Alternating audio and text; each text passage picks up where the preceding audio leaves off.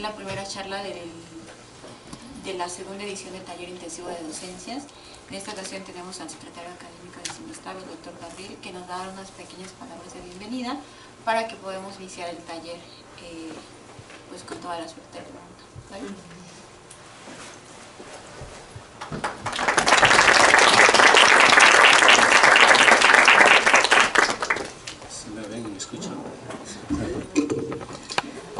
Muy buenos días a todos, bienvenidos a este segundo taller intensivo de docencia de las ciencias. Le quiero agradecer al doctor Marco Nahmad el que me haya invitado a participar en la inauguración de este evento y pues agradecerles a ustedes que se hayan interesado en participar en él. Tenemos 3.200 estudiantes de posgrado en el CIMBESTAF y pues la respuesta fue esta, la invitación fue abierta a que participaran y pues bueno, vamos empezando, seguramente en el futuro esto crecerá y se multiplicará. Pues les quería leer textualmente algo que dijo el doctor Arturo Rosenbluth en la inauguración del CIMBESTAF en el año 63. Dijo que uno de los objetivos del CIMBESTAF era preparar investigadores y profesores que, diseminados por todo el país, eleven la calidad de la enseñanza superior. O sea, desde el inicio del CIMBESTAF, la enseñanza es considerada como uno de los objetivos de la gente que aquí se forma. Pues esto se ha hecho, incluso nos jactamos de que hay muchos egresados del CIMBESTAF trabajando en todas las universidades del país. Tenemos presencia en todos los estados. Y siempre se ha pensado que el solo hecho de obtener el grado ya nos habilita para la enseñanza, pues lo cual obviamente no es cierto. Es cierto que la práctica científica nos provee de recursos para la enseñanza.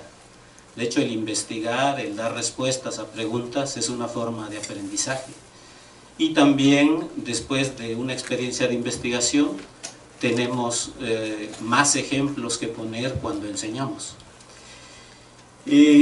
Así como tenemos excelentes investigadores, también tenemos excelentes profesores y sin embargo con mucha frecuencia los estudiantes se quejan de que nuestros profesores no van, no preparan las clases, hay profesores que arrullan. Hay profesores que ignoran, ¿no? Que llegan, saludan a los estudiantes y luego se voltean a dar la clase y no los vuelven a ver durante una hora. Y hay profesores que se enojan cuando les hacen preguntas o cuando se eleva una crítica, ¿no? Creo que esas prácticas tienen también mucho que ver en el hecho de que aquí nos formamos en general como investigadores, a pesar de los deseos del doctor Rosenbluth, pero no como profesores. Y esas deficiencias las transmitimos y los buenos investigadores influyen mucho en cómo los estudiantes después enseñan y transmiten los conocimientos. Bueno, como ustedes ya habrán escuchado, la administración federal ahora ha puesto mucho énfasis en que los científicos, pues además de contribuir a la solución de problemas nacionales, también hagan esta labor de apropiación del conocimiento, ¿no? A través de la enseñanza y de la comunicación de la ciencia o de los resultados que obtienen en sus investigaciones. De hecho, desde hace mucho tiempo la Constitución dice que la educación que se imparta tiene que basarse en los desarrollos científicos y tecnológicos.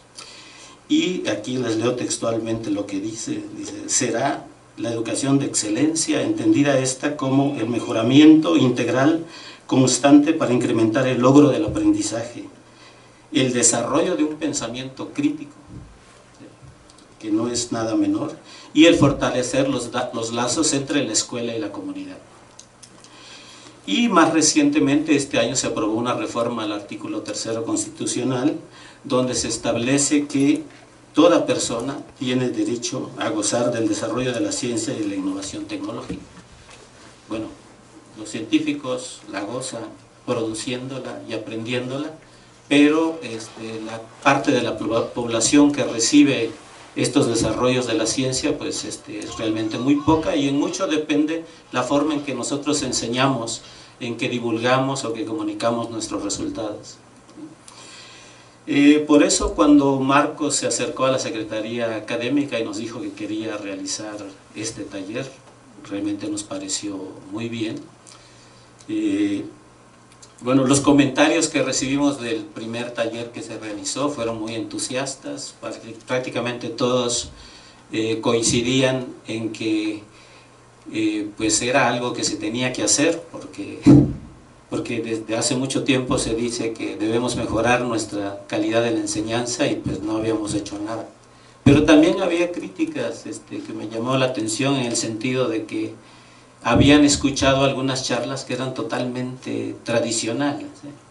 Pero yo, que me formé en la vieja guardia, como no veo muchos de que aprendimos de un profesor que da la clase y los demás escuchan, hacen las tareas, y si tienen preguntas las hacen, y si tienen miedo pues se guardan la ignorancia, ¿no? Hoy en día pues hay nuevas tendencias educativas, como la que está detrás de la idea de este taller, que yo pienso que todavía tienen que mostrar su eficiencia, ¿no? Son muy atractivas desde el punto de vista en la que se presentan, pero pues hay que aprenderlas, es lo nuevo.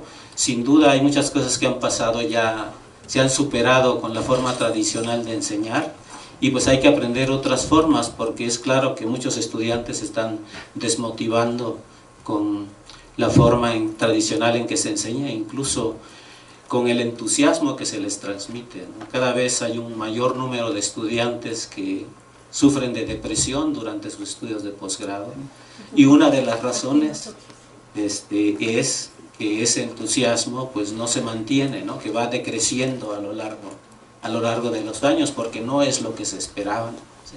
O por también las pocas perspectivas que tienen para el futuro. Pero mañana en el coloquio de la institución tenemos la presentación del doctor Justin Schaffer, que me parece que va a participar también en este taller. Les invitamos cordialmente a que asistan. Pues él viene de la Colorado School of Mines, que es que está considerada como la institución más importante en el mundo en las ingenierías, tanto la minera como la de minerales.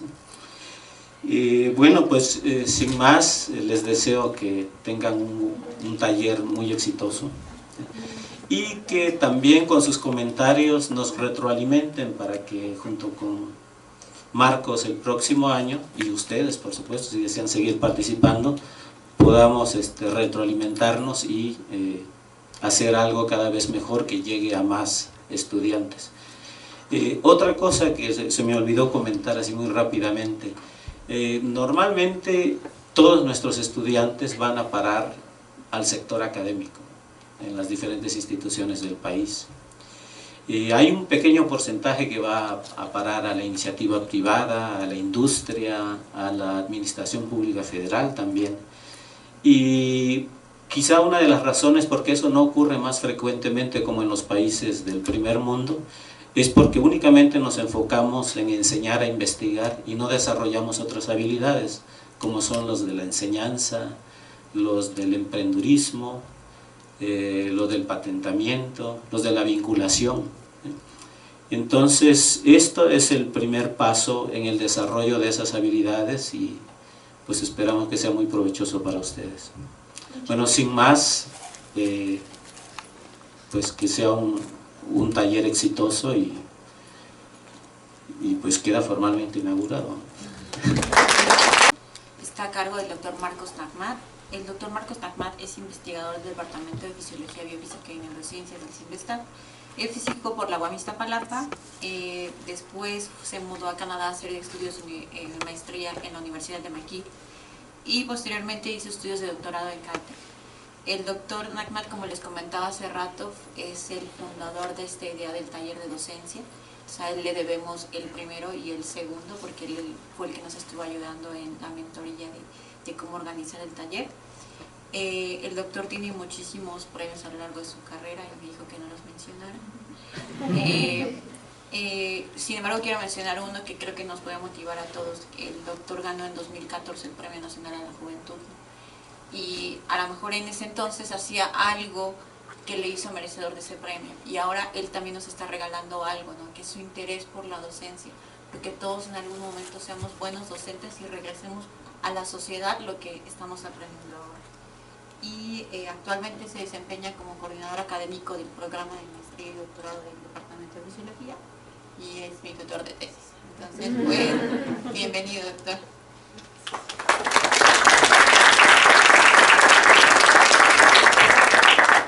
Bueno, pues muchas gracias, Mari, por tan bonita introducción. Efectivamente no soy de la casa, entonces no requiero mayor introducción. Pero sí quiero empezar hablando un poquito del taller. Veo algunas caras nuevas y me gustaría primero que nada agradecer a la Secretaría Académica por el apoyo que nos dan para la realización de este taller, que por segundo año consecutivo lo estamos logrando, a pesar de que este año fue un año difícil por el cambio de gobierno y el presupuesto básicamente llegó muy tarde. El año pasado lo organizamos en marzo y en esta ocasión apenas hasta ahora logramos sacarlo, pero afortunadamente se logró y ojalá que siga por más. Le agradezco mucho al secretario académico y a todo, básicamente a todo el personal de Secretaría Académica por ese apoyo. Pero otro agradecimiento muy especial, que quiero mencionarlo claramente. Este taller este año está siendo organizado por la primera generación que tomó este taller. Entonces, creo que ese es un ejemplo de cómo debemos actuar, ¿no? De cómo debemos realmente pasar la estafeta de una generación a la otra. Si yo me dedicara a hacer este taller cada año, sería demasiado desgastante. El primer año fue muy complicado echarlo a andar. Y este año, gracias a este grupo de chicos que tomaron el primer taller y se voluntarizaron para organizar el segundo taller, pues realmente fue posible gracias a ellos. Entonces, quiero mencionar rápidamente sus nombres. Los veo por aquí dispersos, espero que no se me olvide nadie. Pero está Lucy, está Ana, está Sandra, está Lorena, Luis, Mari, Paulina. ¿Me falta alguien? Bueno, les pido que se paren y les damos un aplauso porque realmente ellos son los organizadores. Lorena.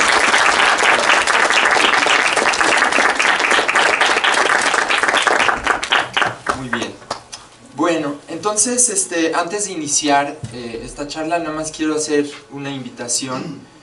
Creo que es poco ortodoxo la manera en la que está organizado este taller y entonces a lo mejor causa un poquito de confusión. El taller tiene básicamente dos partes. La primera, no dos partes, sino dos modalidades. La primera está dirigida específicamente a estudiantes Sinvestab, que tenemos estudiantes de 5 unidades del Sinvestab, que les agradezco mucho se hayan interesado por el taller. Les doy la bienvenida y ya nos estaremos viendo seguido a lo largo de estos días. Ellos van a tomar el taller de manera intensiva, como dice su nombre. Eso quiere decir que están aquí por estos 4 días de tiempo completo en el taller. Y la razón por la que lo hacemos en un grupo pequeño el grupo es pequeño no nada más por la falta de interés o de realmente que nos falta hacer mucho más por interesar a la gente en la docencia, pero el grupo es pequeño porque a propósito necesitamos un grupo pequeño para poner en práctica lo que vamos a aprender. Entonces, además de estas charlas a las que están invitadas toda la comunidad, es la segunda modalidad, toda la comunidad del Sinvestab, incluso abierto al público en general, pueden venir a todas estas charlas que tenemos preparadas. Estas son abiertas al público, puede venir cualquier persona de la comunidad, básicamente de la sociedad, incluyendo el coloquio institucional que ya anunciaron. Entonces, por favor, les pido a todos que nos ayuden a invitar gente.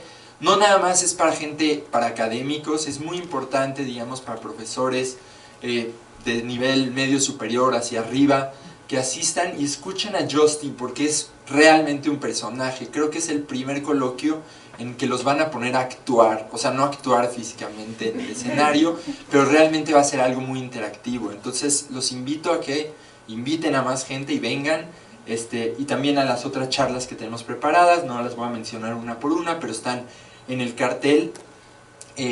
Esas están abiertas a todos, no nada más a los estudiantes registrados, entonces quiero aclarar esa posible confusión.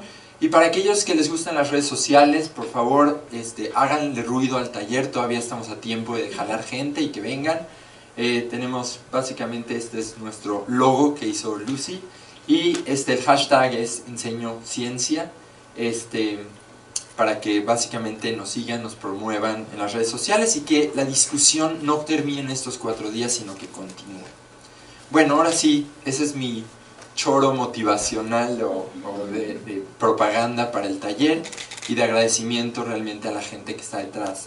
Yo este año realmente fui más un, digamos, facilitador que organizador. Realmente el trabajo lo hicieron los chicos que ya mencioné. Bueno, entonces vamos a empezar, y esta charla quiero decirles que no va a ser una charla típica en la que yo voy a estar nada más hablando y ustedes escuchando. Vamos a tratar de interactuar. ¿Todos recibieron un post-it? Ok, bien. Entonces, si no recibieron ahorita, levanten la mano, ahorita les hacen llegar uno. Pero básicamente lo que quiero es que el taller, esta plática y el taller en general, sea una oportunidad para empezar a discutir estos temas. Creo que ahí es donde se empieza todo, ¿no? Empezar a discutir. Y lo primero que quiero hablar es, pues básicamente, ¿por qué estamos aquí? Sabemos que la ciencia no nada más está compuesta por la actividad de investigación, si bien es cierto que es la actividad principal. Quisiera decir que la mayoría, si no todos los investigadores, dedican parte de su tiempo a la labor docente. Algunos de ellos también hacen divulgación científica, y cada uno de nosotros tenemos ¿cómo se llama? Pastel, esta gráfica de pastel con diferentes porcentajes. Pero sin importar eso, realmente lo que quiero decir aquí es que sea el porcentaje que sea, lo que hacemos por la docencia, por la investigación, por la divulgación, lo debemos de hacer bien. Y la pregunta es, ¿por qué realmente hemos delegado o hemos puesto a la docencia como en segundo plano? Y de eso quiero platicar un poco hoy. Efectivamente quiero platicarles un poquito de la evidencia científica, porque sí hay una ciencia de educación que se ha dedicado a impulsar. No son tendencias, no son modas, ¿okay? Hay evidencia científica de qué cosas funcionan, qué cosas no funcionan. Y pues hay que escuchar esa evidencia. Entonces, quiero hablar un poquito de algunas paradojas de esto de la labor docente, ¿no? La primera, perdón, me voy a saltar esta, que la tengo acá. La primera yo le llamo la paradoja de la enseñanza de las ciencias. Y algo que puede parecer sorprendente, pero es real, es que la mayoría de los profesores a nivel superior dan clases sin haber recibido ninguna capacitación. De los profesores que están aquí presentes, nada más, no quiero, digamos, ventanear a nadie ni nada, pero nada más quiero saber cuántos de ustedes recibieron formalmente capacitación docente. Ok, digamos, una minoría. Esto es un dato real a nivel mundial, no nada más a nivel de México, es a nivel mundial. Y además de eso, la manera en la que dan clases, como no recibieron una formación docente, es de forma completamente empírica. Entonces, a pesar de ser científicos y realmente navegar con la bandera de que la ciencia es la manera de hacer las cosas, la manera en la que hacen docencia es completamente empírica. Rara vez voltean a ver qué es lo que dicen las ciencias de la educación, de cómo es la mejor manera de enseñar. Entonces, la primera paradoja. Y quiero mostrarles una gráfica sobre esto de la capacitación, perdón si no se alcanza a ver muy bien. Este es básicamente de un diagnóstico que se hizo en el posgrado nacional, se publicó en el 2015, hay una comisión que se dedica a evaluar el posgrado a nivel nacional. Y nada más quiero que vean que la labor docente en en el posgrado sigue siendo básicamente la actividad principal, ¿no? Aquí tenemos gestión, tutoría, investigación y docencia, y para todos los programas de posgrado sigue siendo la actividad principal. Entonces suena como que deberíamos de ponerle un poquito más atención, y es por eso que básicamente diseñamos este taller. Y quiero decir que el taller está diseñado no realmente para los profesores, que mal que bien ya tenemos modos y es más difícil cambiar, sino para entrenar a la siguiente generación de profesores, que son nuestros estudiantes de posgrado. Entonces vamos a empezar, esa es la motivación de la plática de hoy, del taller, y vamos a empezar a hablar un poquito del término que está en el título de este taller, que se llama aprendizaje activo. Entonces quiero saber cuántos de ustedes saben qué es el aprendizaje activo. A ver, levantar la mano. Ok, poquitos, ¿no? Entonces vamos a empezar con qué no es el aprendizaje activo, para llegar juntos a una definición de qué es el aprendizaje activo. Entonces, como decía el doctor Gabriel, tenemos básicamente muchos de nuestros profesores enseñan de forma tradicional o discursiva, y este modo de enseñanza realmente no es que no funcione, es básicamente el modelo y ha sido el modelo de enseñanza por muchos años, por muchos profesores, desde, me atrevería a decir, desde la Biblia, ¿no? Básicamente tenemos a Dios diciéndole instrucciones a Moisés en el monte Sinai, y después Moisés le pasa básicamente a los ancianos ese conocimiento de forma completamente discursiva. Algunos como que se duermen y no pueden poner mucha atención a esta forma de hacerlo. Pero básicamente la razón de este modelo no es básicamente porque así se dio de la manera natural, sino que realmente muy poca gente tenía acceso a la información. Entonces, cuando tienes una sociedad, un sistema en el que tienes a pocas personas que tienen el acceso a esa información, una de las formas de pasar esa información es a través de esta enseñanza discursiva, ¿no? De tener discípulos que básicamente sigan lo mismo que tú sabes, se los pasas, y esa gente se lo pasa a la siguiente generación. Y es un modelo unidireccional, o sea, donde tenemos a alguien que tiene esa información y a un receptor que la recibe. Rara vez hay retroalimentación en este modelo, básicamente no hay mucha interacción entre el emisor y el receptor, más allá de que el receptor recibe y el emisor da. Y no les voy a negar, este modelo tiene varias ventajas. Entonces, primero que nada, algo que debemos de reconocer es que en este modelo el profesor tiene el absoluto control de lo que está pasando. Y eso nos da mucha seguridad, ¿no? Nos da autoridad, nos sentimos realmente muy bien que haya unos arriba y otros abajo, y que podamos realmente tener eso. Tenemos control de los tiempos, ¿no? Básicamente decidimos dónde empieza la clase, dónde termina la clase, qué contenidos queremos cubrir, qué contenidos no. Y cómo evaluamos, cómo decidimos quién pasa, quién no pasa. Y eso se puede ver como una ventaja. La segunda ventaja podemos ver es que este es el método con el que la mayoría aprendimos, y quiero decir que a pesar de que esta tendencia o esta ciencia del aprendizaje activo está llegando cada vez más y más, seguimos la mayoría de nosotros tomando clases de esta forma. Entonces, la mayoría de los estudiantes, directores, administradores aprendieron así, entonces no se van a quejar de que ustedes enseñan así. Una ventaja es que puede funcionar muy bien si el profesor es sumamente entusiasta, ¿no?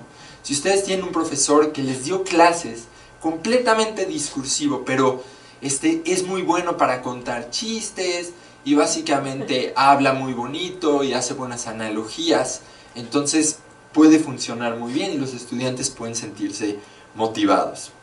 Obviamente este método tiene varias desventajas que la ciencia las ha empezado a reconocer. Lo primero es, y voy a hablar un poquito sobre eso, no es la mejor manera de aprender. Y quiero volver a hacer énfasis, esto no son tendencias. Si quieren la evidencia, búsquenla, pero ahí está. No es la mejor manera de aprender para la mayoría de los estudiantes. Por supuesto, van a haber muchos acá que digan, no, bueno, sí, hay gente que aprende bien de esta manera, gente que aprende bien de otra manera. Pero realmente si queremos hacer la docencia una labor científica, ¿okay? Tenemos que pensar mucho en la mayoría. No quiere decir que excluyamos a la minoría, obviamente, y vamos a tener en el taller de mañana, vamos a hablar un poquito sobre la diversidad de gente que hay en el aula, ¿no? Pero la mayoría aprende de esta manera, y así es como funciona la ciencia, ¿no? Si tenemos un producto, un tratamiento farmacéutico, y lo queremos sacar al mercado, y funciona bien en el 89% de la población, pues lo sacamos al mercado. Aunque el 11%, digamos, no les funcione tan bien o tengan reacciones secundarias. Entonces, vamos a hacer básicamente docencia, vamos a hacer, como se llama en algunas publicaciones, docencia científica. La mayoría de los estudiantes no aprenden mejor de esta manera, ya lo mencioné. Y algo que a lo mejor lo ha hecho más una moda, es que este método ya no, perdón, el método discursivo, ya no es el mejor método para la era de la información. Y voy a dedicar un momentito ahorita a hablar sobre eso. ¿Ok? Entonces han habido encuestas sobre qué opinan los estudiantes sobre esta instrucción discursiva. Este es sobre un estudio que hizo la American Association for the Advancement of Science, es la misma asociación que publica la revista Science. Entonces muchas de las cosas que les voy a decir no están publicadas en revistas oscuras, están publicadas en las revistas que nosotros queremos y apreciamos. Entonces les voy a dar muchas de esas referencias el día de hoy. Ok, no voy obviamente a leer mucho sobre esto, ¿no? Pero una de las preguntas que le hicieron es, esto es sobre biología en particular, y les preguntaron de qué manera la biología, la enseñanza o la educación de la biología podría mejorarse. Y una de las cosas que dicen es que la forma antigua de enseñar es frustrante y no estimulante. ¿Ok?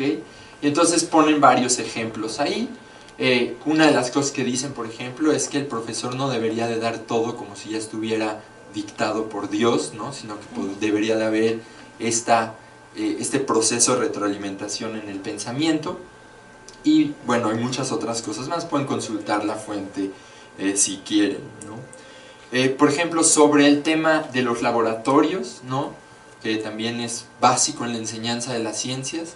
No sé cuántos de ustedes, pero yo aprendí de esa manera. Las prácticas que nos daban en el laboratorio eran recetas de cocina que te salía o cuchareabas los datos, porque te tenía que salir. No había básicamente ningún proceso intelectual. Tú ya sabías qué tenías que esperar.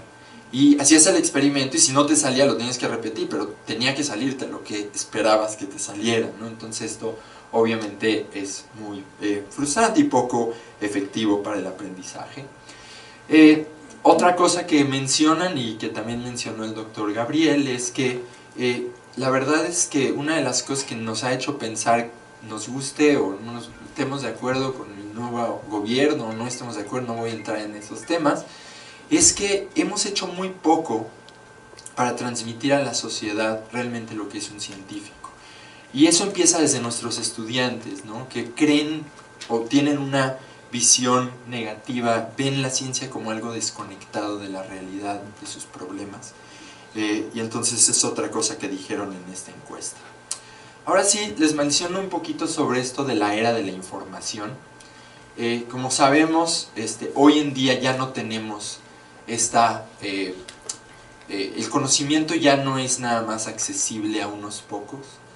Todos ustedes en su celular pueden acceder a cualquier página, cualquier información que quieran. Y esto hace varios años, de hecho a finales del siglo pasado, hizo pensar a los educadores sobre cómo es la mejor manera de enseñar. Si los contenidos ya están ahí, entonces ¿qué es lo que debemos enseñar? ¿Cómo debemos enseñar? Y este es el famoso método o modelo de aprendizaje basado en competencias que se propuso en la Conferencia Mundial sobre Educación Superior en 1998 y que cambió un poquito el enfoque de no enfocarnos en lo que deben de saber, sino en las herramientas para saber lo que tienen que saber, ¿no? Darles más las competencias y no tanto los contenidos, que finalmente si tienen las herramientas los pueden obtener. Ahora, obviamente el área de información trae varios conflictos.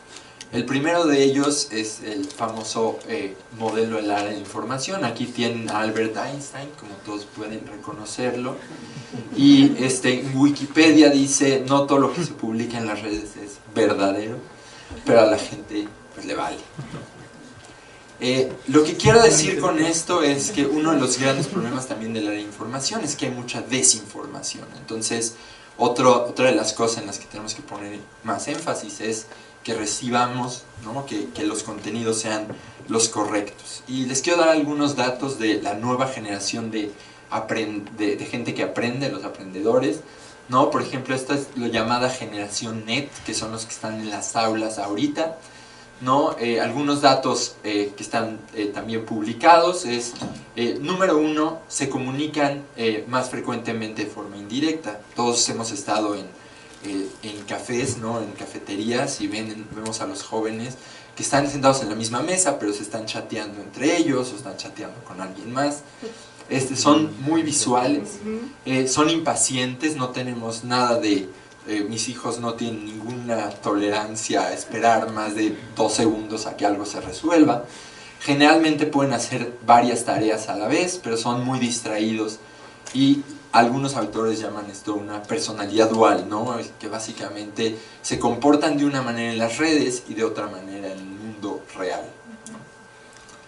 Entonces, básicamente lo que les di ahorita es un panorama de lo que no es el aprendizaje activo, que todos básicamente lo conocemos porque de alguna u otra manera sigue siendo la manera generalizada de enseñar.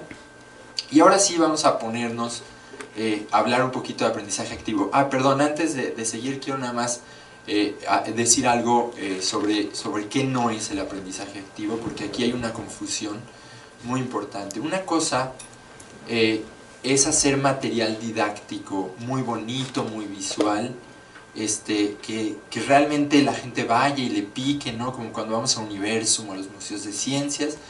No necesariamente toda la información que es didáctica, que está hecha básicamente para que sea percibida rápidamente, es aprendizaje activo, ¿no? Entonces eso también es un ejemplo de que no es aprendizaje activo. Quiero dar una definición que me gusta mucho y que me gustaría que discutamos o que pensemos durante estos días sobre qué es el aprendizaje activo, y esta es una definición que dio uno de los grandes promotores e investigadores del aprendizaje activo, que es Richard Fettler. Los que estén en el taller, los estudiantes registrados van a lo mejor a platicar un poquito sobre él y sobre las cosas que ha hecho. Y una de las definiciones que dice es lo siguiente, dice, ¿qué es enseñar? ¿No? Entonces dice, es transformar la definición en mostrar o explicar algo a alguien, en causar que alguien aprenda algo, ¿no? Entonces suena como muy romántico, y la pregunta que todos tenemos es, sí, pero ¿cómo? ¿No? ¿Cómo causar, cómo hacer que alguien realmente aprenda algo? Y entonces eso me lleva básicamente a esta idea, esta teoría sobre el aprendizaje activo. Y el aprendizaje activo es un método que está centrado en el estudiante. Entonces, como ven, ahí está el estudiante en el centro, en vez de que el profesor sea el que está en el centro, o arriba más bien. ¿Ok? Y reconoce que el estudiante tiene que participar activamente en la adquisición del conocimiento, ya sea conocimiento, ya sean herramientas. Realmente el estudiante es el que tiene que estar activamente ahí, ¿no? Y estos métodos centrados en el estudiante, me voy a dedicar a hablar un poquito sobre cómo lograr esto, cómo lograr que esté centrado en el estudiante. Tiene varias ventajas y quiero mencionar algunas de ellas. La primera es porque es la mejor manera, la manera más divertida y efectiva de enseñar. Ahorita vamos a hablar. Está basado en la forma natural en la que hacemos ciencia. Esto también lo mencionó el doctor Gabriel, ¿no? La manera en la que investigamos, ¿no? Es una manera de aprender. Entonces, ya tenemos probada este método de aprendizaje, porque es muchas de las maneras en las que nosotros aprendemos cosas que no sabemos o que no se saben. Pero en esta plática en particular, como vieron en el título, quiero hacer énfasis en que es la mejor manera de aprender según la ciencia, la evidencia científica. Y quiero básicamente hablar un poquito de estas evidencias. No me voy a centrar mucho en los datos, ¿no? Pero creo que es muy importante que sepan que esto no es que a mí me gusta y a otra persona le gusta. Entre los profesores está muy de moda. Bueno, desde que llegué me dijeron, mira, tú tienes libertad de cátedra, y eso lo interpretamos como enseña como se te dé la gana. Desafortunadamente no. Hay maneras en las que están probadas científicamente que no debemos enseñar, y maneras en las que sí están probadas en las que deberíamos enseñar, y la mayoría de los estudiantes aprenden de esta manera. Aquí les presento algunas de estas evidencias. La primera está publicada, este es un artículo clásico publicado en PNAS, en la revista, es una revista de alto impacto, ¿no? Que muchos de nosotros nos encantaría publicar ahí nuestra ciencia experimental o lo que hagamos, ¿no?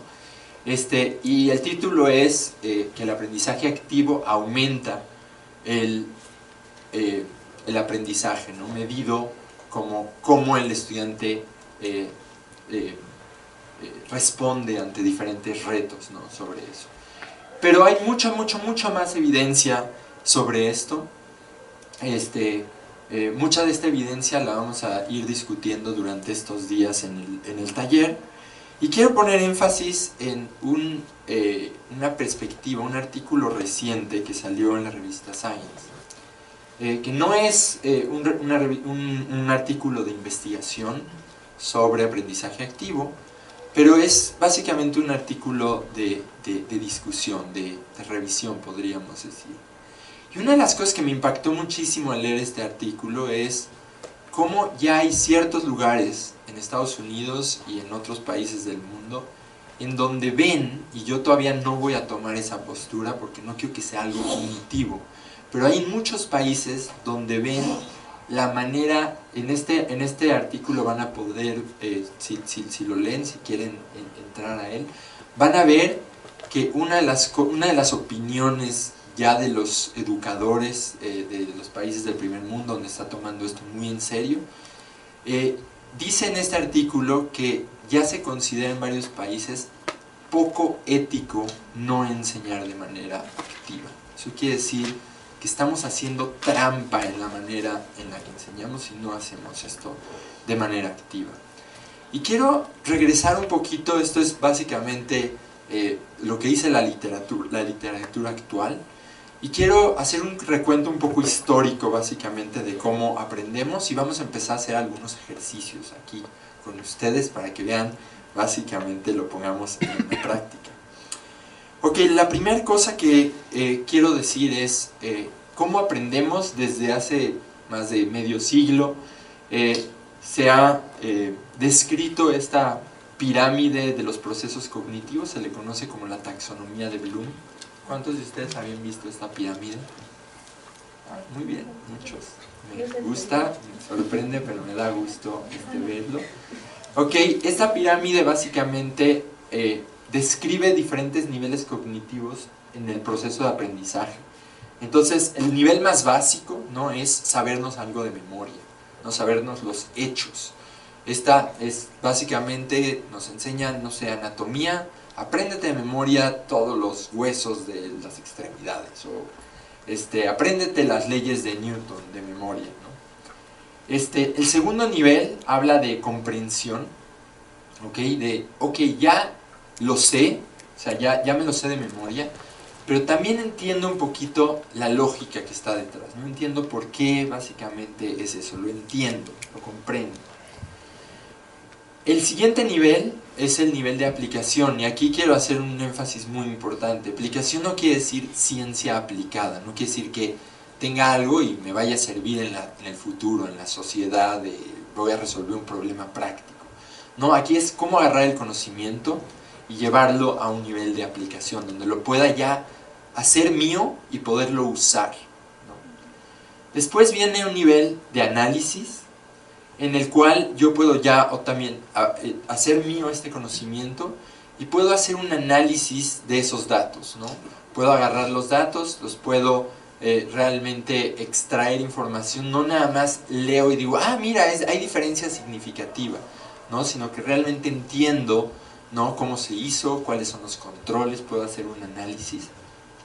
Síntesis, este es un nivel que ya, el 5 y el 6 son niveles que generalmente vemos y deberíamos de evaluar más a nivel posgrado, en el cual podemos realmente tomar muchas evidencias de varios lados y hacer una conclusión propia, ¿no?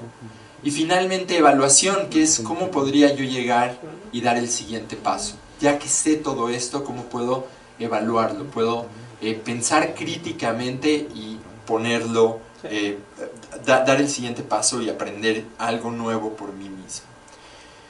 Bueno, estudios serios, otra vez nada de lo que estoy diciendo son opiniones mías, ¿no? Estudios serios han demostrado que el aprendizaje discursivo o pasivo solamente estimula estos dos primeros niveles de la pirámide de Bloom y raramente no vamos a niveles más hacia arriba, ¿no? Esto es un problema porque eso quiere decir que el aprendizaje no es profundo, no llega a un nivel cognitivo alto. En cambio, la ciencia de la educación nos ha demostrado que en aprendizaje activo, si bien siempre iniciamos, por eso es una pirámide que va de abajo hacia arriba, si bien iniciamos de abajo hacia arriba, tenemos realmente, podemos alcanzar, o se trabaja para alcanzar niveles más altos. Y en el taller práctico voy a regresar a esta pirámide. Como ven, del lado derecho e izquierdo de la pirámide hay varios verbos, ¿ok? Estos verbos nos van a ayudar a definir objetivos de aprendizaje que nos permitan llegar más hacia arriba. Entonces vamos a poner un ejemplo de algo que consideramos pasivo y algo que consideramos activo. Y yo sé que nuestros estudiantes que vienen al taller vienen de diferentes disciplinas, pero voy a poner un ejemplo de lo que nosotros hacemos, que es biología experimental. Y una de las cosas que podemos escuchar en cualquier clase de biología molecular es la siguiente, ¿no? Cualquier célula en un organismo contiene el mismo DNA, ¿no? Entonces, si tenemos una célula de piel, una célula de la sangre, una neurona, todas estas células tienen el mismo DNA. Cuando diferentes partes de ese DNA se leen, ¿no?, y se transcriben, se llama el término adecuado, entonces esto hace que haya diferentes tejidos, diferentes comportamientos celulares, y a este proceso, comportamiento celular se le conoce como diferenciación de la expresión génica o diferenciación celular, más a grandes rasgos. Esta es la manera en la que nos lo enseñan, y si pensamos un momento en esto, ¿cuántos de ustedes al ver esto, no sé, algunos de ustedes a lo mejor lo ven por primera vez, lo ven, creen que realmente entendieron qué es lo que está pasando aquí? A ver, quiero escuchar a alguien leen esta definición o se las dicen en una clase de manera completamente pasiva, y ustedes, yo doy clases también a nivel licenciatura, y a los estudiantes de medicina les pregunto, ¿es cierto que el DNA tiene es el mismo en todas las células? Ah, sí, ¿cuál es la evidencia? ¿Alguien sabe cuál es la evidencia? ¿Cómo sabemos que esto es verdad? ¿Ven? Ese es un ejemplo de aprendizaje pasivo en el que adquirimos el conocimiento, nos lo aprendemos de memoria, pero realmente no lo entendemos, no podemos realmente llegar a niveles cognitivos más altos. En cambio, en una clase activa, lo que haríamos es lo siguiente: en vez de decirlo nada más, lo pondríamos un poquito como en el contexto de pregunta, ¿no? Si realmente cada célula en un animal tiene el mismo DNA, entonces ¿cómo puede ser, ¿no?, que los tejidos sean diferentes? Si tienen las mismas instrucciones, y yo a cada uno de ustedes les regalo un paquetito de Legos, de esos que ven en las jugueterías, con las instrucciones precisas de cómo construir el dinosaurio de Lego, ¿no? Y siguen las instrucciones, todos van a llegar al mismo dinosaurio. Si las células tienen el mismo instructivo, ¿cómo se convierten en células diferentes? Y algo que hacemos mucho en aprendizaje activo es: voltea con tu vecino y discute qué es lo que piensa sobre esto. En ese momento, por lo menos ya saben que esto no es obvio, no es trivial, ¿no? Y vamos a realmente a poner esta parte que nos la dan como dada en duda, y ya después, obviamente, el profesor puede intervenir y puede decir, miren, la manera en la que esto se puede hacer es de esta manera, estas son las evidencias de cómo llegamos a saber que el DNA es el mismo en las células. Entonces vamos a hacer un ejercicio básicamente usando algo que conocemos muy bien pasivamente, incluso a lo mejor lo podemos conocer a profundidad si es algo que conocemos, pero les voy a pedir que como ejercicio no piensen en algo muy complejo, ¿ok? Por favor, físicos, nada de teoría de cuerdas, nada tan complicado. Vamos a hacer una actividad, rápidamente. Por eso les di un post-it. Esto en mis clases yo les llamo actividades de participación, y es, básicamente tenemos entre 2 y 3 actividades de participación por clase, de 1 hora, hora y media. Y básicamente lo que uno hace en una actividad de participación, muy importante, pone el tiempo que debe de durar la actividad, ¿ok? Y vamos a hacerlo aquí, para que vean cómo funciona. Entonces, todos tienen a un compañero de al lado, o tienen a 2, y si no, acérquense a alguien más, ¿ok? Y la idea es el siguiente: piensen en algún concepto, algún modelo científico que se conozca bien, que crean conocer muy bien. Un ejemplo, por ejemplo, es el ciclo del agua, ¿no? O pueden pensar en alguna de las leyes de Newton, ¿no? Pero algo relativamente simple, ¿no? Y quiero que discutan con su compañero de al lado, ¿no?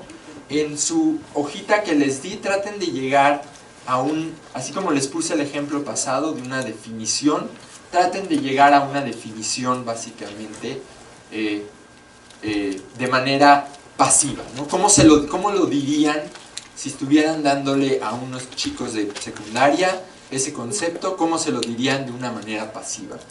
Después, quiero que piensen un minutito cómo podrían ahora impartirlo, cómo podrían cambiar esa definición pasiva en algo que cause que aprenda el estudiante, ¿no? En algo en el que lo estimula de manera más activa.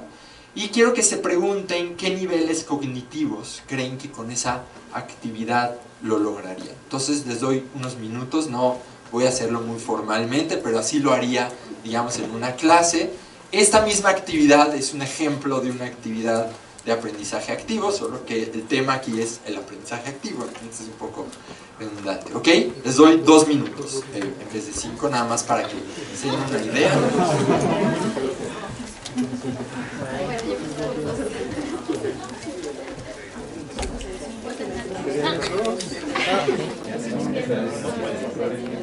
Un minuto. Aumenten la definición de calor.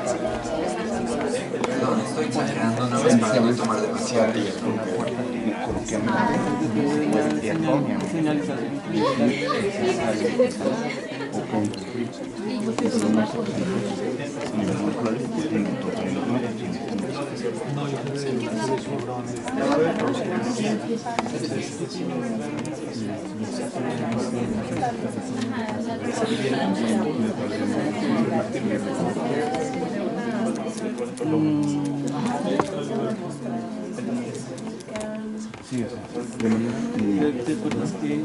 ¿Listo?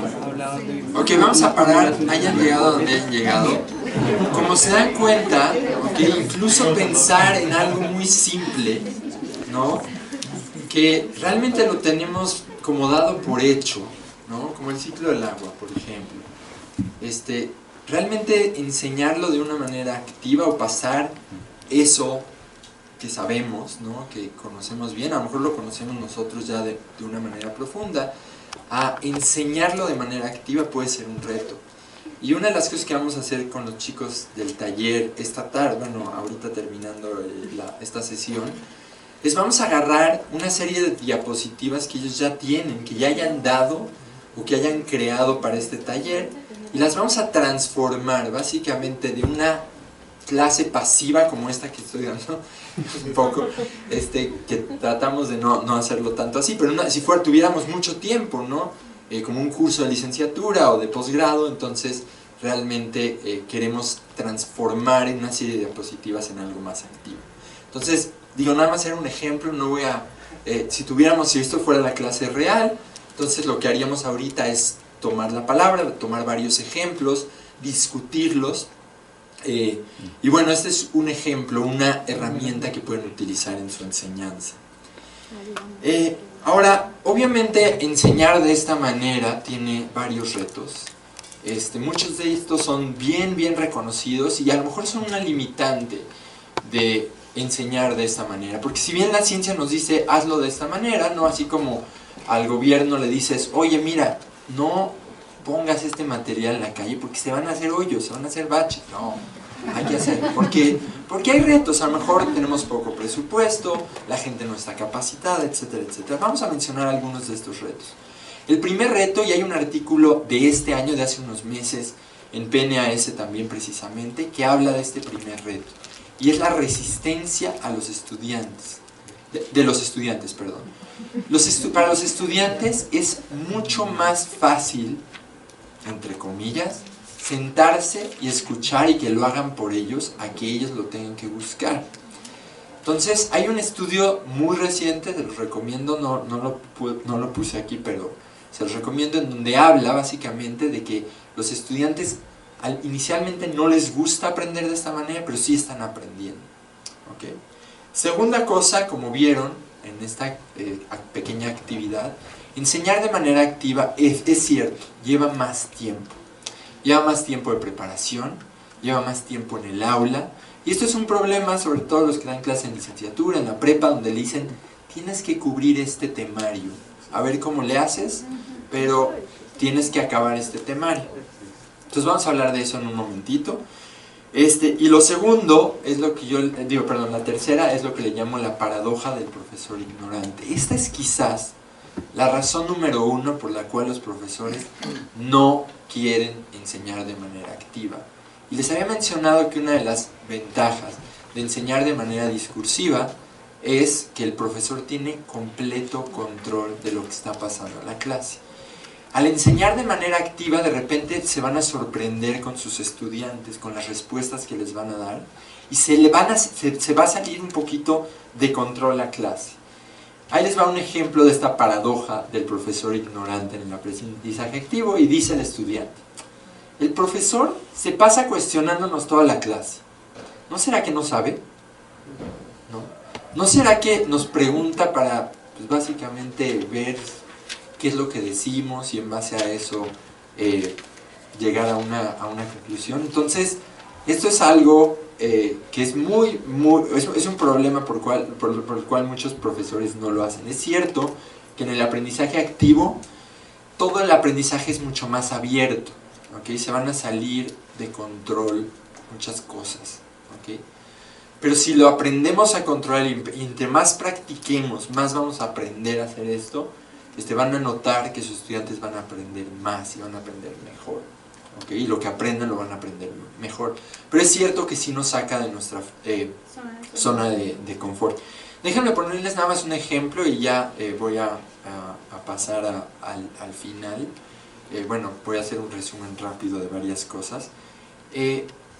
Un ejemplo que me gusta mucho sobre esto es el siguiente, bien conocido, a lo mejor algunos ya lo han escuchado. Llega un profesor y le dice a un estudiante: por favor, dígame cómo puedo medir la altura de un rascacielos con un barómetro. ¿Qué es lo que espera el profesor que diga el estudiante? Pues mides el barómetro sirve para los que no sepan, sirve para medir la presión atmosférica en particular. Entonces uno podría decir: me paro abajo del rascacielos, me subo hasta el último piso, mido una diferencia de presión y en base a eso aplico una fórmula, ¿no?, para obtener la altura del edificio, estimar la altura del edificio. Es una manera de hacerlo.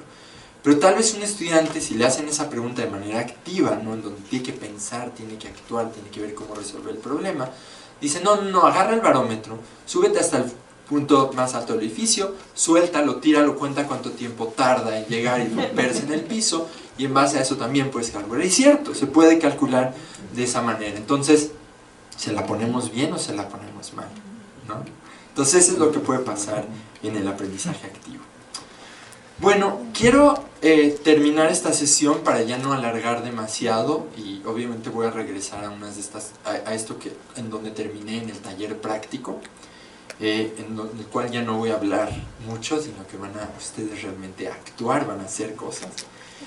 Quiero hablar de lo que llamo cómo convertir un ambiente, una clase, un salón de clases en un ambiente de aprendizaje activo. Y yo a esto me gusta llamarlo el pie, así como pie de frutas, ¿no? El pie del aprendizaje activo tiene 3 elementos principales que vamos a platicar hoy más tarde. El primero es el módulo de planeación, ¿no?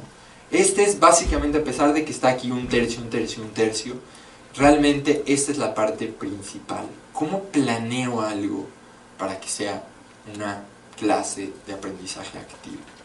Segundo, ¿cómo lo implemento? Y si notan, la P es la primera letra de la palabra PI, por eso le llamo así. La segunda es implementación. Ya que tengo una planeación, ¿cómo lo llevo a la práctica? ¿Qué cosas tengo que considerar para llevarlo a la práctica? El tercero es evaluación, y creo que el taller más o menos está diseñado, los días del taller, para que esta primer parte se enfoque más en la planeación.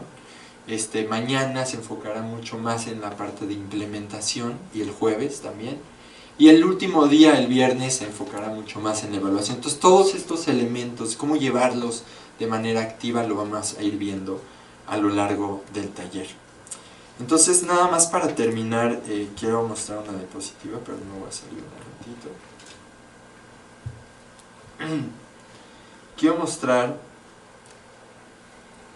quiero decirlo aquí, ¿no? Que hay más gente más allá de las que están tomando el taller.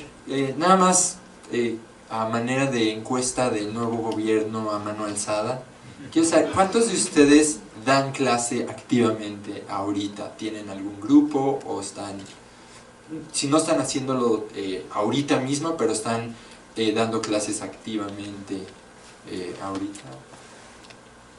Ok, son poquitos. Una de las cosas, muchos de ustedes a lo mejor todavía no lo están haciendo, pero pronto lo van a hacer, como dijo el doctor Gabriel, y los reconocemos muy bien. La docencia es una de las labores que la mayoría de nuestros egresados realizan. Independientemente si también son investigadores, también van a ser docentes, y muchos de ustedes se van a dedicar a la docencia casi a lo mejor de manera completa. Número 1, creo que para darle seguimiento a esto y que no se quede como una plática motivacional, la pregunta es, ¿qué hacemos? ¿Cómo actuamos a partir de ahorita, ¿no? Si realmente ustedes quieren mejorar la manera en la que enseñan, ¿no? Si quieren utilizar la ciencia para enseñar y no nada más para hacer investigación. Hacer nada no es una opción, ¿no? Realmente quedarnos y decir, yo es que ya preparé, llevo dando 20 años la misma clase, ya no voy a cambiar, ¿para qué? Sí me funciona, a los estudiantes les gusta, me dicen que les gusta. Yo creo que estancarnos no es una opción, ¿no? Entonces, una de las cosas importantes es decir, ¿y ahora qué hago?, ¿no? Muchos de ustedes a lo mejor se estaban preguntando, no, bueno, ya, el doctor está medio vendido con esto del aprendizaje activo, pero no es verdad. Está bien, cuestiónense, eso se vale. La ciencia nos enseña a cuestionarnos, ¿no? Hagamos la docencia una actividad mucho más científica, y si no creen en lo que les estoy diciendo de aprendizaje activo, vayan y busquen y vean cuál es la mejor manera de enseñar, qué estudios se han hecho al respecto.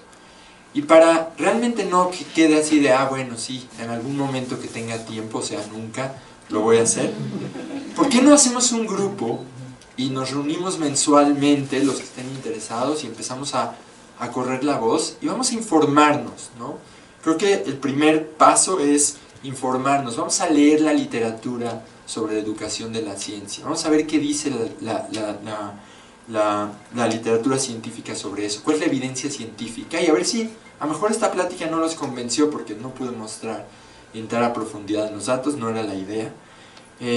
Pero ¿por qué no lo hacemos? Y leemos algunos de los artículos que les mostré, o otros que a lo mejor dicen que no es cierto lo que estamos diciendo, porque como en todas las ciencias hay controversias. Entonces discutamos la evidencia científica. Si están interesados, mándenme un correo y en enero empezamos un grupo mensual si tenemos quórum. Otra cosa que pueden hacer, ¿por qué no tratan de implementar alguna de estas ideas, ¿no? de llevar su clase de forma pasiva a intentarlo de manera más activa, como este ejemplo que puse o que tratamos de hacer en el poco tiempo que tuvimos? Y muy importante, no paren de discutir. Creo que la labor científica se basa, por eso vamos a congresos, por eso nos peleamos con el gobierno, de que nos dejen salir a congresos, ¿no? Porque la ciencia no se hace nada más en los laboratorios, la ciencia se hace discutiendo. Y también la docencia de la ciencia. Entonces discutamos con nuestros colegas, con nuestros estudiantes, y llevemos esto, otra vez, que es hasta ahora una plática motivacional, ¿no? a la parte activa, hagamos algo. Entonces les agradezco mucho por haber estado aquí y acepto cualquier tipo de pregunta. Gracias.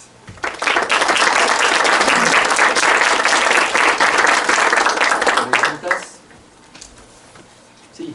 De los materiales que los que estamos en el curso nos proporcionó, se habla mucho de la evaluación al profesor, de que está muy enfocado a los papers que produce o a las patentes. ¿Cómo ve que en México se puede hacer un cambio en este aspecto y se reconozca más a estos docentes que imparten clases de forma activa, porque también requiere mucho más tiempo prepararlas? Por supuesto. Creo que es algo que otra vez se está llevando un poquito a la discusión. Una de las cosas, por ejemplo, que no cuenta en el SNI, ¿no? es dar clases, ¿no? Qué bien, muy bien por ti. O incluso aquí en el CIMBESTAB, en la COPEI, también dar clases cuenta muy poquitito. Es verdad, o sea, realmente hacer el impacto que podemos hacer, y van a escuchar Justin mañana, ¿no? El impacto que podemos hacer con la docencia puede ser muchísimo mayor, es exponencial. Si yo a lo mejor no me dedico a hacer la ciencia, pero entreno gente que haga ciencia y que la haga bien, ¿no? Pues el impacto que puedes hacer es mucho mayor. Entonces, hacer que las autoridades reconozcan esto creo que es algo fundamental. Y la única manera de hacerlo, les digo cómo lo hago yo, a través del ejemplo. No le digo a nadie, oye, esta es la manera de enseñar.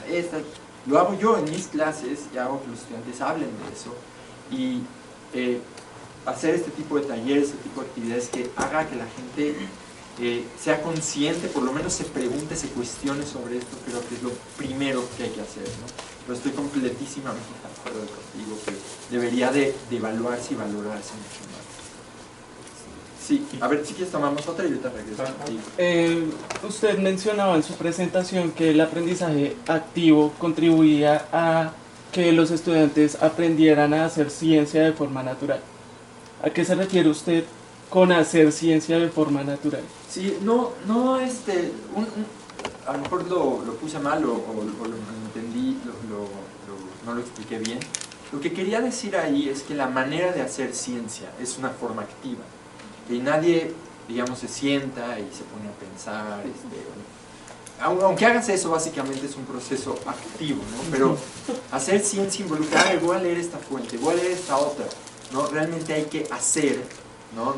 No aprendemos realmente si nada más leemos un libro, ¿no? Haciendo físicamente es como hacemos ciencia, entonces ¿por qué no enseñamos de la misma manera? Ese era como el mensaje. Es un poco lo que decía el doctor Gabriel aquí, que hacer ciencia, hacer investigación científica es una manera de aprender, y es una manera de aprender de forma activa. Entonces llevemos eso que hacemos en el laboratorio a el salón de clases. Gracias. ¿Alguien más? Sí. Una pregunta.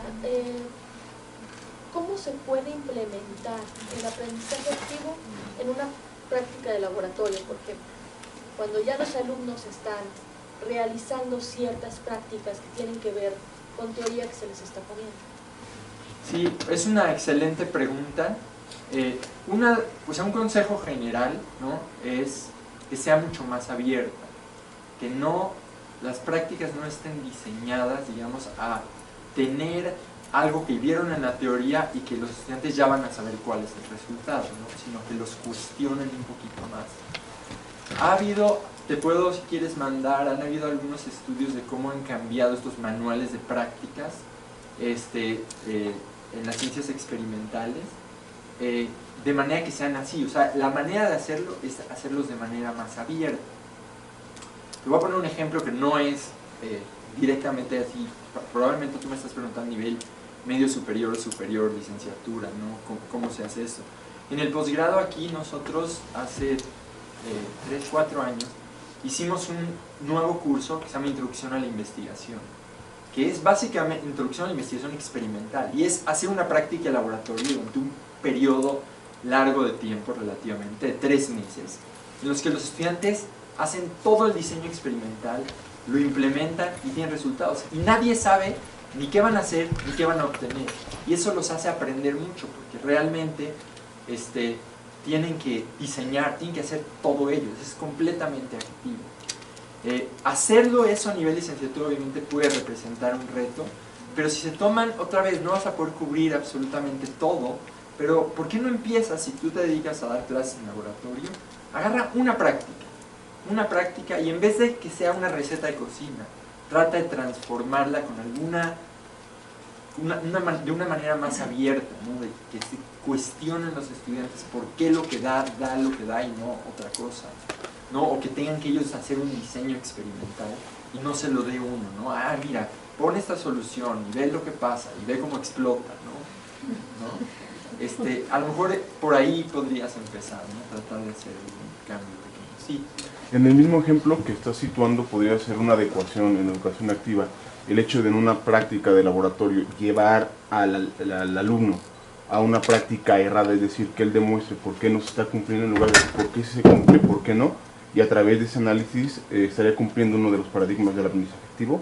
Sí, claro que sí. Así. De hecho, digo, un ejemplo histórico sobre eso, ¿no? No sé, ¿cuántos físicos hay aquí en la audiencia?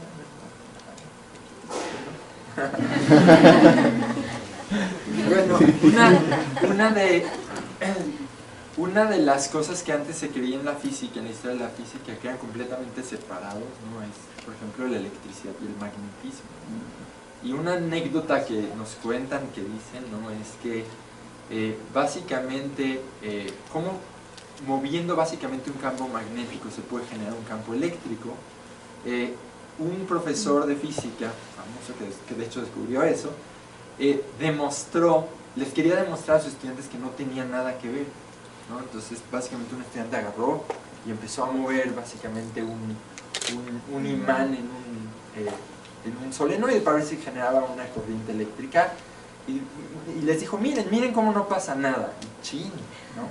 Y de esa manera básicamente se descubrió eso. Entonces sí, efectivamente, los experimentos también no tienen que salir siempre positivos, ¿no? Algo que enseñamos mal en la ciencia es creer que todo sale, ¿no? Por eso la sociedad dice, ay, miren qué bonito, los científicos descubrieron esto, y los que no, y cuando no te salió, y cuando te sale en contra tu hipótesis, ¿qué haces? Sí, todo mal. Que es casi todas las Muchas veces nos dan temarios muy extensos y tiempos muy cortos para dar una asignatura. Entonces, ¿cómo lidiar con eso teniendo al aprendizaje activo? Sí, probablemente en el taller lo vamos a ver un poquito más. Una de las ideas es hacer algo que se llama LBL, que es Learn Before Lecture. Mandar algunas cosas no tan esenciales a casa. Otra vez, no les va a encantar a sus estudiantes al principio, ¿no? Porque van a decir, chin, ¿no? ¿Por qué no viene el maestro y me enseña? O sea, no me enseña, me hace que yo lo aprenda solo, ¿no? Esa es la paradoja del profesor ignorante. Pero esa es una de las maneras, ¿no? De tratar de cubrir más. Yo doy una clase en licenciatura que se llama genómica, medicina, y tengo un semestre para ver todo genómica, todo proteómica, todo transcriptómica, y es muchísimo. Y les digo la verdad, no cubro lo mismo que mis colegas, no lo cubro. A lo mejor hay cosas que no vemos, cosas que a fuerzas me piden que las tenemos que ver, algunas de las cosas muy técnicas, se las pongo en lecturas. Algo muy importante de aprendizaje activo, dejar lecturas, típico en el Simvestab es, léanse 5 artículos, los discutimos mañana. Eso no es aprendizaje activo. O sea, un aprendizaje activo abusado, o sea, cuando abusas del aprendizaje activo, es peor que si lo hicieras de manera pasiva, ¿ok? Tiene que ser muy dirigido. Si tú mandas una lectura, a ver, vamos a interpretar la figura 4 de este artículo. Lee la introducción, lee el pie de figura de la figura 4 y lee la discusión y vamos a entenderla, ¿no? Entonces, de esa manera, tú ya no te echas todo el choro en la clase, no pierdes tanto tiempo.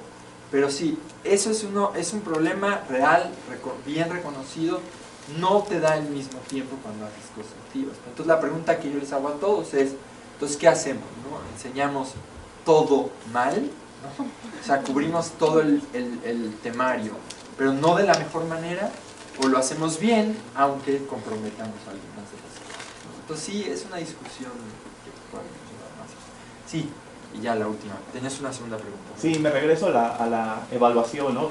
Porque si tenemos a los docentes activos que están haciendo este tipo de enseñanza, ¿cómo los evaluamos? Ya existe la evaluación a través de los alumnos. Sin embargo, esa evaluación todavía no está tan bien desarrollada porque a fin de cuentas dicen, es un buen profesor o mal profesor de acuerdo a cómo están esos alumnos. Y deberíamos ver este resultado en el aprendizaje activo directamente. Pero ¿cómo se aplicaría? Bueno, lo que tú dices es no nada más que los profesores sean evaluados por sus estudiantes, sino que realmente el aprendizaje de sus estudiantes sea evaluado, ¿no? A mediano y largo plazo. Y en consecuencia el profesor. Exacto. Y realmente ese tema en México básicamente está todavía muy verde. Todavía no tenemos herramientas tan buenas de evaluación como para decir, mira, realmente ese profesor utilizó estas herramientas y comparado con un profesor que no lo hizo, ¿no? Tenemos estos resultados. Una de las cosas, nada más para retomar un poco de estas preguntas, y ya con eso termino porque estamos un poquito tarde ya, una de las cosas que quiero decir que es muy importante es lo siguiente. Yo tengo ahorita un proyecto activo de investigación en docencia, en que mis estudiantes de licenciatura, porque este tema de chin es que si voy a hacer una actividad de participación que me va a llevar media hora, no voy a poder acabar y cubrir el temario que me están pidiendo. Una de las cosas que yo estoy tratando de promover, estas actividades de participación que hicimos aquí ¿no?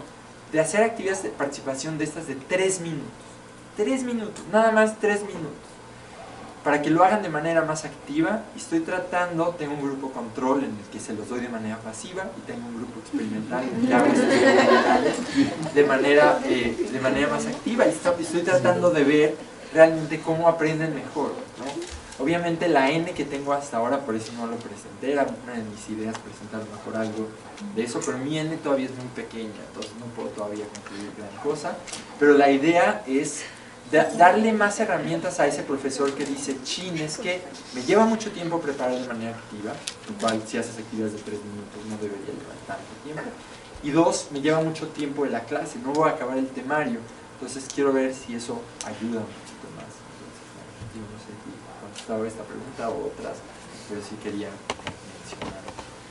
Bueno, pues muchas gracias. Agradecemos a los demás.